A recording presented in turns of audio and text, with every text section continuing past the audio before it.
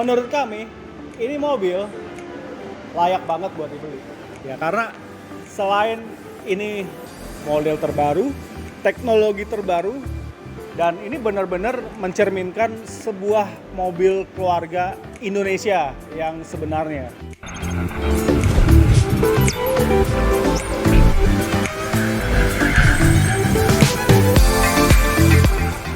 Halo kawan sonenmesin.com, selamat datang di channel kami. Kembali lagi bersama saya Om Anto. Nah, pada video kali ini kami berkesempatan nih mereview sebuah mobil baru. Ini benar-benar baru. Ini mobil dari Honda, yaitu all new Honda BR-V.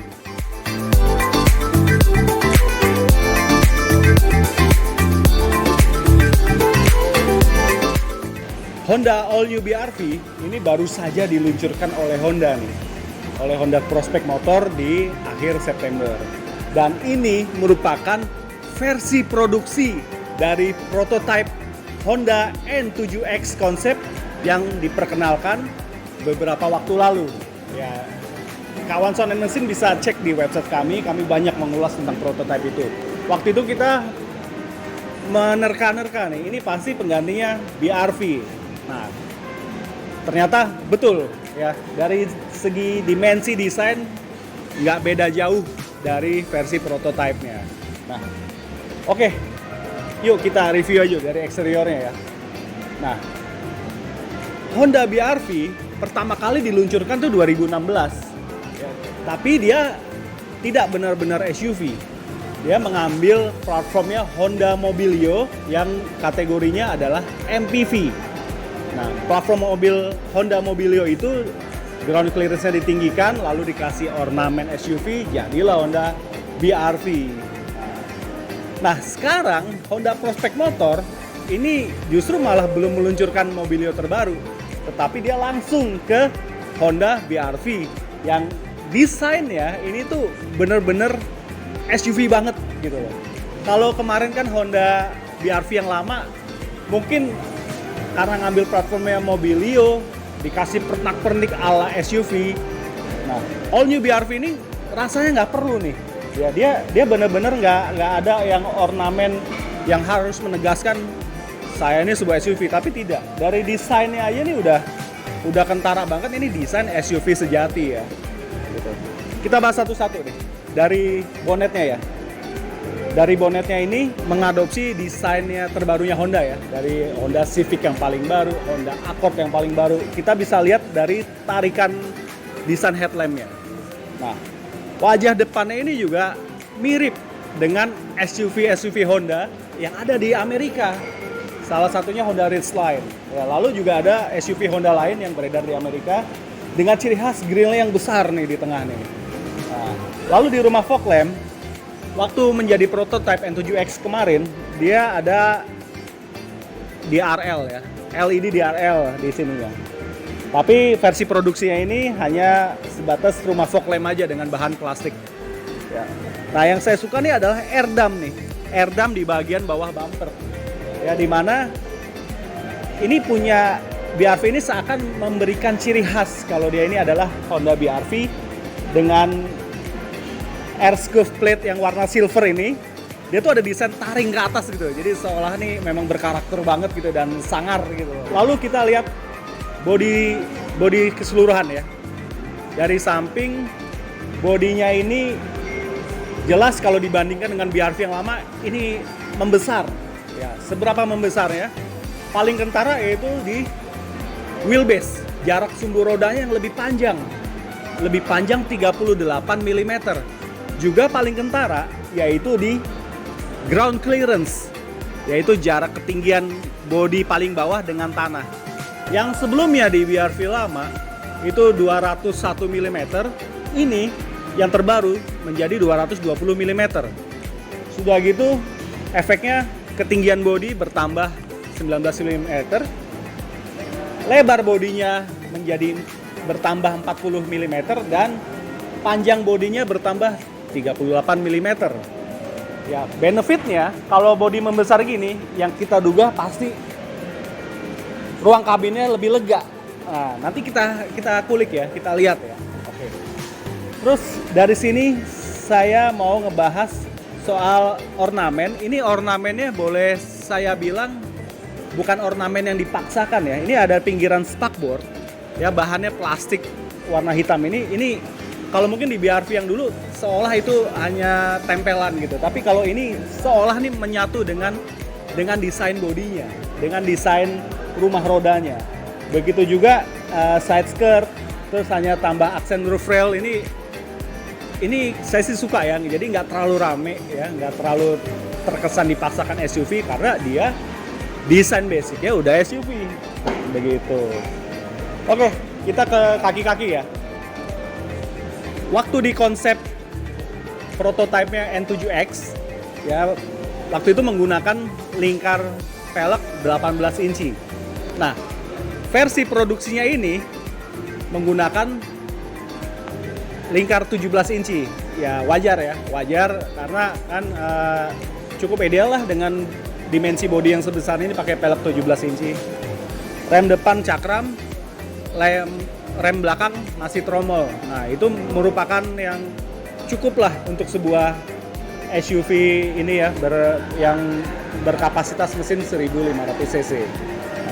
Kita bahas dulu deh di peleknya nih. Nah, sekarang saya mau kulik nih potensi dimodifikasi ya. Ya, biasanya pemilik mobil baru banyak yang nggak puas dengan pelek standarnya. Opsi modifikasi ringan yang dilakukan pertama kali adalah ganti pelek, bener nggak? Ya. Ini peleknya standarnya lingkar 17 inci. Kalau sebelumnya di N7X Concept 18 inci model concave. Nah, ini model biasa aja nih, model rata dengan finishing black piano dan chrome aluminium. Ya. Ini lingkar 17 inci, pakai ban Bridgestone Turanza ukuran 215/55 ring 17. Dengan ruang roda yang sebesar ini masih bisa potensi untuk lingkar peleknya dinaikin lagi. Ya, tentunya dengan rekomendasi ukuran yang pas dan aman. Nah, di video-video sebelumnya di segmen upgrade di channel kami bekerja sama dengan Permaisuri Ban Jakarta. Ya, mobil baru kami bawa, kami cocokkan dengan pelek aftermarket yang ada di Permaisuri Ban. Kalau menurut kami sih ini lingkar 17 inci bisa naik 1-2 inci menjadi 18 inci dan 19 inci. Tentunya profil bannya nanti menyesuaikan ya. Kalau biasanya rekomendasi dari kami maupun Permaisuri Ban, kita pakai ban yang tidak terlalu tipis. Supaya apa? Supaya bantingannya masih terasa nyaman, supaya peleknya tetap terlindungi. Ya. Model-model pelek yang cocok di BRV baru ini, mungkin kawan soundandmesin.com bisa cek nih di Instagramnya Permaisuri Ban. Ya, di website-nya juga bisa nih, ada berbagai macam pilihan pelek yang cocok untuk BRV ini. Mau yang gaya racing, rasanya sih masuk. Gaya elegan bisa juga gitu. Mau yang concave, floor foam atau forget, sepertinya sih sah-sah aja nih. Setiap kami bikin video segmen upgrade, rekomendasi yang diberikan tuh selalu aman, nggak ngesrot, nggak perlu cuak body, dan nggak mentok. Itu yang paling penting, karena ini kan mobil keluarga, fungsi utamanya harus tetap dijalankan. Oke, kita lihat mesinnya ya. Yuk. Nah, sekarang kita lihat mesinnya ya. Kita buka kapnya.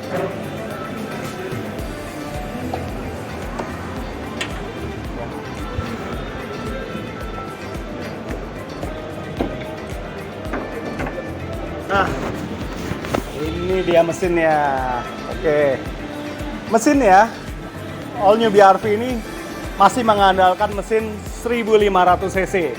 Ini mesinnya sama dengan mesinnya Honda City Hatchback RS. Ya, 4 silinder segaris, kapasitas 1500 cc. Tenaganya bisa mencapai 121 horsepower dengan torsi 165 Nm. Ya, ini rasanya sih kalau untuk sebuah SUV gini cukup ya, 1500 cc dengan tenaga dan torsi tersebut ya. Rasanya sih nggak perlu ya untuk dimodifikasi sekalipun gitu ya. Paling ringan aja, mungkin ganti air filter, itu pun juga yang modelnya replacement aja, nggak usah yang ganti rumah air filter gitu. Paling kalau mau tambah biar lebih stabil, bisa tambah strut bar ya, biar kakek lebih stabil. Tapi kayaknya sih belum ada ya parts aftermarketnya ya. Oke, tapi ini mesin potensial banget sih, potensial banget. Ya, tinggal nanti kita cari momen untuk nyobain mobil ini, kita test drive. Oke, mesin udah, yuk kita masuk ke interior ya. Oh ya, ini adalah BRV varian Prestige Honda Sensing. Nah, oh ya, BRV ini punya dua pilihan transmisi ya, transmisi manual 6 speed dan transmisi CVT.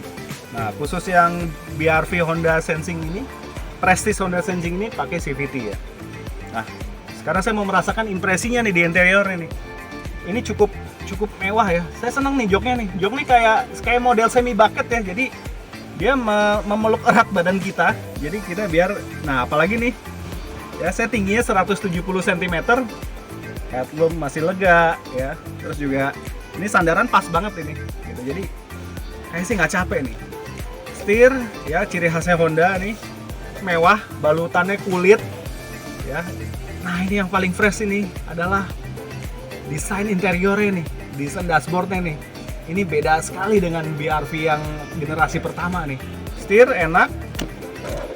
Kita cek ini bisa, oh bisa ini nih, setir steering nih. Wah, tapi sayangnya nggak bisa, belum teleskopik nih, belum maju mundur nih. Baru naik turun aja nih. Nah, naik turun aja ya. Tapi udah cukup lah ya. Rem tangan masih model konvensional. Ya. AC sudah digital, walaupun masih single zone, tapi juga sudah mengadopsi climate control. Lalu instrumen ini masih belum full digital ya, belum full digital. Jadi masih ada sistem analognya, tapi tampilannya lebih mewah daripada analog biasa ya. Dan kita lihat di head unit ini mungkin 8 inch nih, kira-kira 8 inch.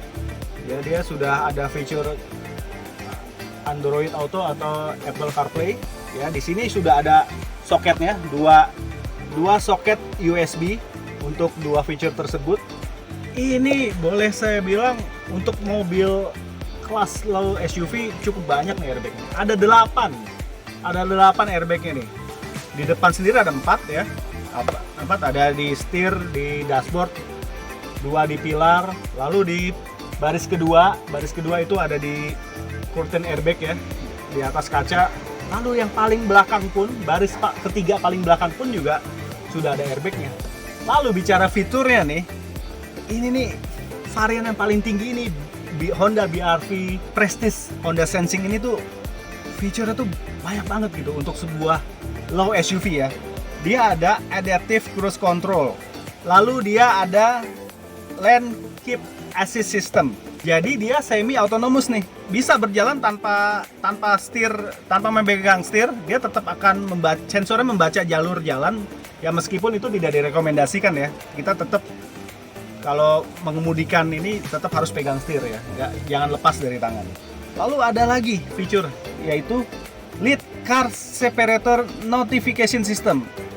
Jadi ketika kita lagi berhenti menunggu lampu merah atau menunggu antrian ya, lalu kita nggak sadar, kita mungkin lagi ngobrol atau lagi mainin gadget, sementara mobil depan udah berjalan, dia akan ngingetin kita nih. Dia akan ngingetin kita untuk, ayo, ini udah jarak dengan mobil depan udah jauh nih, ayo kita jalan. Itu boleh bilang fitur yang smartnya tuh seperti itu tuh. Lalu engine startup warna merah, dan ini dia punya fitur, dia bisa di starter mesinnya dari luar mobil. Kemudian ada smart entry keyless system ya, yang dilengkapi dengan walk away auto lock. Jadi kita meninggalkan mobil dari parkiran ya, nggak perlu ngunci lagi nih, dia akan dengan otomatis ngunci, asalkan kunci mobil tetap kita pegang nih atau ada di saku kita. Tapi pastikan juga ya, tidak ada orang atau binatang peliharaan yang tertinggal di dalam kabin ya, gitu. Kita harus pastikan itu. Di spion kiri kanan ada Honda Lane Watch, ya, di mana dia akan memantau area blind spot yang mungkin kalau mobil konvensional nih direpotkan oleh area blind spot ini. Gitu. Meskipun dia belum ada fitur Auto 360, gitu. Dan dengan kelengkapan ini semua, ya, ini bisa dibilang all new BRV ini menjadi yang pertama di kelasnya, dimana di kelasnya itu ada Expander Cross, Suzuki XL7, dan Terios atau Rush. Nah, ini gebrakan dari Honda nih melalui all new BRV ini di kelas low SUV. Nah, sekarang kita bahas fitur entertainment-nya nih, ya. Ini saya suka karena ini sebenarnya head unit itu mirip sama bawaan aftermarket, ya. Saya nggak tahu ini mungkin dari manufaktur mana. Yang jelas ini kira-kira 8 inci, ya. Dan yang saya suka adalah nih kayak seolah tertanam di mobil nih. Meskipun head unitnya tidak terintegrasi dengan fitur-fitur yang ada di mobil, ya. Nah, ini juga jadi potensi nih untuk bisa dimodifikasi lagi nih. Kalau saya lihat, ya, di area depan ini udah speaker two-way, ya. Speaker two-way, dia ada speaker standar di door trim. Lalu dia ada rumah Twitter, ini pasti ada Twitternya nih. Lalu di pintu belakang juga ada sepasang speaker. Nah, ini kalau memang merasa belum puas, kita bisa upgrade lagi. Kawan soundmesin.com, kalau nanti memang tertarik dengan mobil ini dan ingin upgrade suaranya, mungkin kami biasa untuk minta rekomendasi dari Gerai Audio bestbodyshop.com, ya. Bisa konsultasi, bisa cek IG-nya, ya, karena mereka lebih banyak mempresentasikan garapannya itu di IG, ya. Banyak produk-produk pilihan yang bisa dipilih, ya. Ada produknya Audison, ada Alpine, ada Hertz, ya, ada Domination. Itu aftermarket semua, mulai dari penggantian speaker atau hanya penambahan prosesor sampai dengan mungkin subwoofer kolong supaya tidak makan tempat, itu bisa.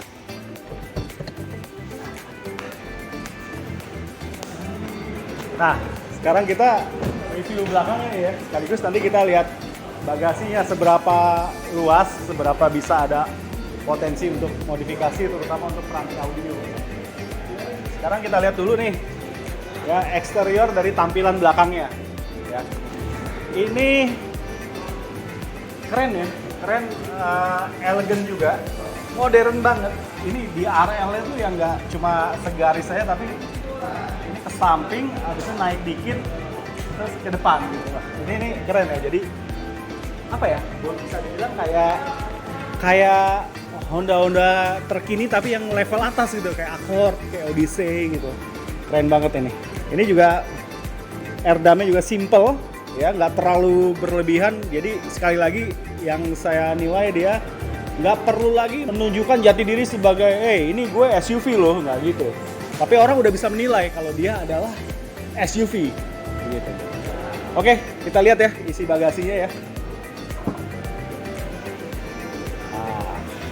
Oke. Nah, ini kalau kursi jok baris ketiga tetap dibiarkan tegak seperti ini, masih bisa naruh kira-kira, ya, dua koper besar, ya. Nah, ini ada partisi nih. Partisi yang untuk kayak ini taruh atas nih, juga bisa ditaruh bawah nih.